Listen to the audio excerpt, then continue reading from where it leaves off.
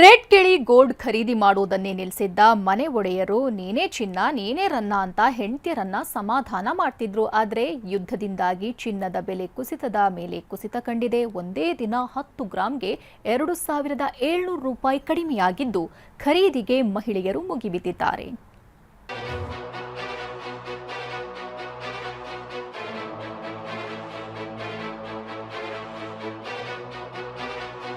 ಇನ್ನ ಕಡಿಮೆ ಆಗಬೇಕು, ಮಧ್ಯಮ ವರ್ಗದವರಿಗೆ ಕಡಿಮೆ ಆಗಬೇಕು. ಒಂದು 35 ಇತ್ತಲ್ಲ, ಹಂಗಾಗಿ ಕಡಿಮೆ ಆಗಿರೋದ್ರಿಂದ ಕೊಡಿಸ್ರಿ ಅಂತ ಕೇಳ್ತಾ ಇದ್ದಾರೆ. ಯುದ್ಧದ ಆರ್ಭಟ, ಚಿನ್ನದ ಬೆಲೆ ಕುಸಿತದ ಮೇಲೆ ಕುಸಿತ. ಒಂದೇ ದಿನದಲ್ಲಿ 1 ಗ್ರಾಂ ಚಿನ್ನಕ್ಕೆ 270 ರೂಪಾಯಿ ಇಳಿಕೆ.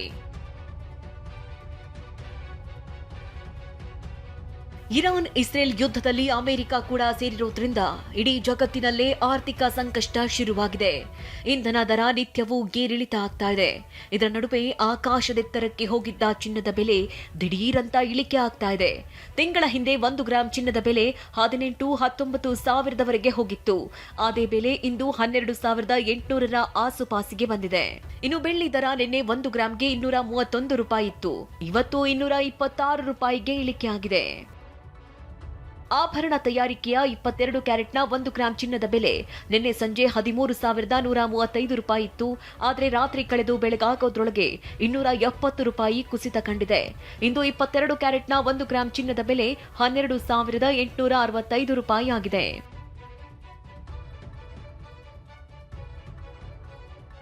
ಇನ್ನು ಚಿನ್ನದ ದರ ಏರಿಕೆಯಿಂದಾಗಿ ಜನರು ಆಭರಣ ಖರೀದಿಗೆ ಹಿಂದೇಟು ಹಾಕ್ತಿದ್ರು.